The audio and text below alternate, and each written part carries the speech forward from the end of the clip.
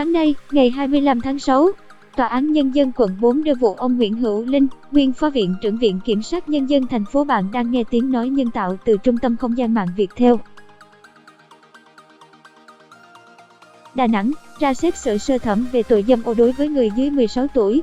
Đây là vụ việc khiến dư luận đặc biệt quan tâm bản quyền thuộc về Tập đoàn Công nghiệp Viễn thông Quân đội Viettel. Giọng đọc cung cấp bởi Tập đoàn Công nghiệp Viễn thông Quân đội Viettel. Mặc dù phiên tòa được xử kín vì liên quan đến người chưa thành niên, tuy nhiên, diễn biến cho thấy, ngay từ sáng sớm đã có rất đông cơ quan báo chí và người dân có mặt tại cổng Tòa án Nhân dân Quy. Giọng đọc cung cấp bởi Tập đoàn Công nghiệp Viễn thông Quân đội Viettel 4. Ông Nguyễn Hữu Linh cũng đến Tòa án Nhân dân quận 4 từ rất sớm. Khi thấy nhiều phóng viên đưa máy chụp hình, bị cáo này vội đưa tay che mặt, sau đó chạy vào nhà vệ sinh của Tòa án Nhân dân Quy. Bản quyền của Trung tâm Không gian mạng Viettel 4. Được biết, ông Nguyễn Hải Nam, Phó Chánh án Tòa án Nhân dân quận 5, thành phố Hồ Chí Minh, được phân công làm chủ tọa phiên tòa ngày hôm nay. Cơ quan công tố cho rằng hành vi phạm tội của nguyên Phó Viện trưởng Viện Kiểm sát Nhân dân thành phố Đà Nẵng đã rõ theo khoản 1 điều 146 Bộ luật hình sự 2015 về tội dâm ô đối với người dưới 16 tuổi với khung hình phạt từ 6 tháng đến 3 năm tù. Bản quyền của Trung tâm Không gian mạng Viettel. Viện Kiểm sát Nhân dân quận 4 cho rằng hành vi của ông Linh là nguy hiểm cho xã hội, xâm phạm đến nhân phẩm, danh dự của người dưới 16 tuổi, làm ảnh hưởng xấu đến tình hình an ninh trật tự xã hội tại địa phương. Bạn đang nghe tiếng nói nhân tạo, phát thanh từ Trung tâm Không gian mạng Viettel. Dư luận đặc biệt chú ý quan tâm phiên tòa xét xử ông Nguyễn Hữu Linh. Bản thân ông Linh được xác định là người làm việc trong lĩnh vực tư pháp nhưng vi phạm pháp luật, tạo dư luận xấu, ảnh hưởng đến hình ảnh của cơ quan tư pháp nên cần xử lý nghiêm để răn đe, giáo dục và phòng ngừa. Trung giọng đọc cung cấp bởi Tập đoàn Công nghiệp Viễn thông Quân đội Viettel. Theo hồ sơ, chiều ngày 2 tháng 4 năm 2019, Cơ quan Cảnh sát điều tra Công an quận 4, thành phố Hồ Chí Minh nhận được thông tin trên mạng xã hội đăng tải clip mô tả sự việc một người đàn ông có hành động ôm hôn bé gái trong thang máy chung cư trên địa bàn. Cảm ơn bạn đã sử dụng giọng đọc nhân tạo của Viettel. Cảm ơn bạn đã sử dụng giọng đọc nhân tạo của Viettel. Ông Nguyễn Hữu Linh đến tòa án cụ thể. Thông tin từ đoạn video ghi lại khoảng 21 giờ 10 phút ngày 1 tháng 4, một bé gái cầm bọc đồ đi vào thang máy. Theo sau bé gái vào thang máy là một người đàn ông mặc áo xanh, tay cầm điện thoại. Cảm ơn bạn đã tin tưởng sử dụng dịch vụ tổng hợp tiếng nói của Trung tâm Không gian mạng Viettel. Sau đó, có một người mặc sắc phục bảo vệ, cầm một vật như thẻ từ vào bấm thang máy cho bé gái. Lúc này, người đàn ông tay cầm điện thoại cũng đưa ra thẻ từ bấm thang máy. Khi bảo vệ bước ra, thang máy đóng lại và di chuyển, cũng là lúc người đàn ông có những dấu hiệu dâm ô bé gái. Bản quyền thuộc về Trung tâm Không gian mạng Viettel. Bạn đang nghe tiếng nói nhân tạo của Trung tâm Không gian mạng Viettel.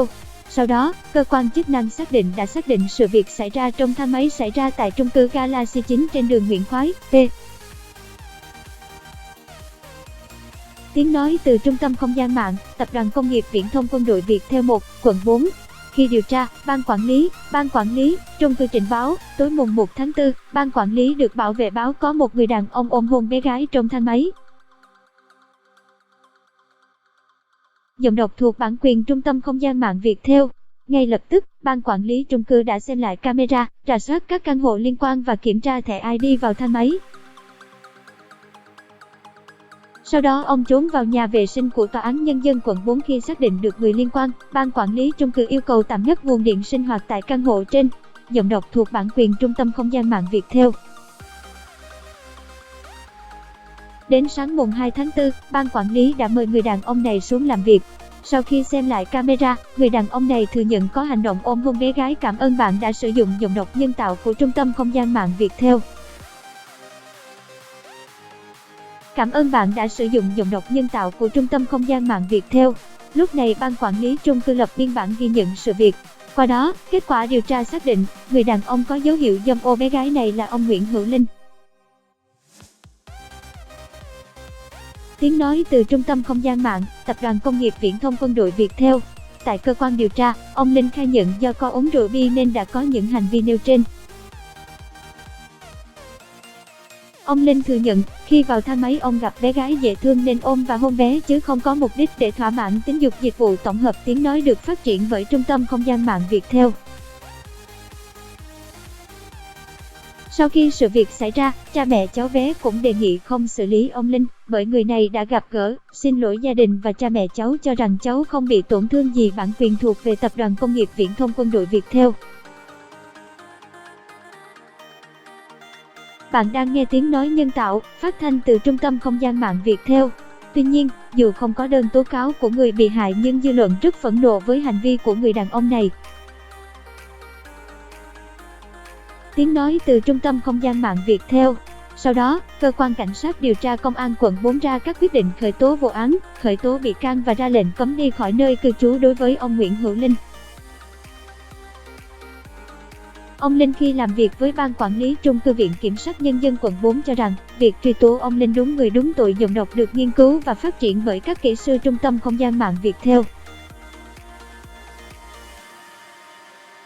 Tuy nhiên, trong quá trình điều tra, truy tố, ông Linh không thừa nhận hành vi dâm ô đối với trẻ em giọng độc cung cấp bởi Tập đoàn Công nghiệp Viễn thông Quân đội Viettel. Cảm ơn bạn đã tin tưởng sử dụng dịch vụ tổng hợp tiếng nói của Trung tâm Không gian mạng Viettel.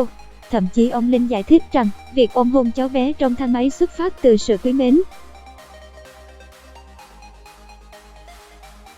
Dịch vụ tổng hợp tiếng nói được phát triển bởi Trung tâm Không gian mạng Viettel.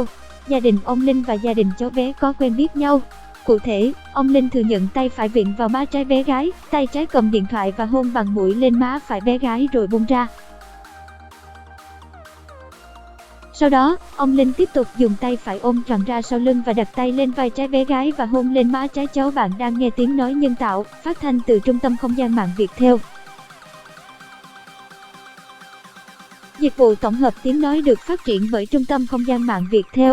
Sau đó, luật sư Trần Bá Học, luật sư bào chữa cho ông Linh, đã gửi bản kiến nghị dài 5 trang gửi Tòa án Nhân dân Quy. Dịch vụ tổng hợp tiếng nói được phát triển bởi Trung tâm Không gian mạng Viettel 4 và thẩm phán Nguyễn Hải Nam để kiến nghị Tòa án Nhân dân quận 4 trả hồ sơ điều tra bổ sung nhiều tình tiết chưa rõ trong vụ án. Giọng đọc được phát hành bởi Trung tâm Không gian mạng Viettel. Ngày 5 tháng 6, Tòa án Nhân dân quận 4 đã ra quyết định trả hồ sơ điều tra bổ sung vì thiếu các chứng cứ chứng minh mà không thể bổ sung tại phiên tòa được. Hành vi của ông Linh trong thang máy. Ngay sau khi Tòa án Nhân dân quận 4 trả hồ sơ, ngày 6 tháng 6, Viện Kiểm sát Nhân dân Quy. Bạn đang nghe tiếng nói nhân tạo của Trung tâm Không gian mạng Viettel.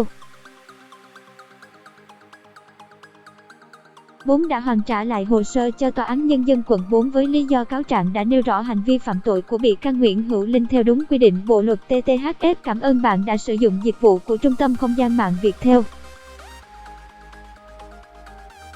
Về kết luận giám định theo như nội dung thứ hai và Tòa án Nhân dân quận 4 đề nghị điều tra làm rõ, Viện Kiểm sát Nhân dân Quy tiếng nói từ Trung tâm Không gian mạng Viettel. Giọng đọc được phát hành bởi Trung tâm Không gian mạng Viettel 4 cho rằng, kết luận giám định thuộc thẩm quyền của và trách nhiệm của cơ quan giám định theo quy định của pháp luật. Tiếng nói từ Trung tâm Không gian mạng, Tập đoàn Công nghiệp Viễn thông Quân đội Viettel. Do vậy, Viện Kiểm sát Nhân dân quận 4 giữ nguyên cáo trạng truy tố ông Nguyễn Hữu Linh. Theo Lê Nguyễn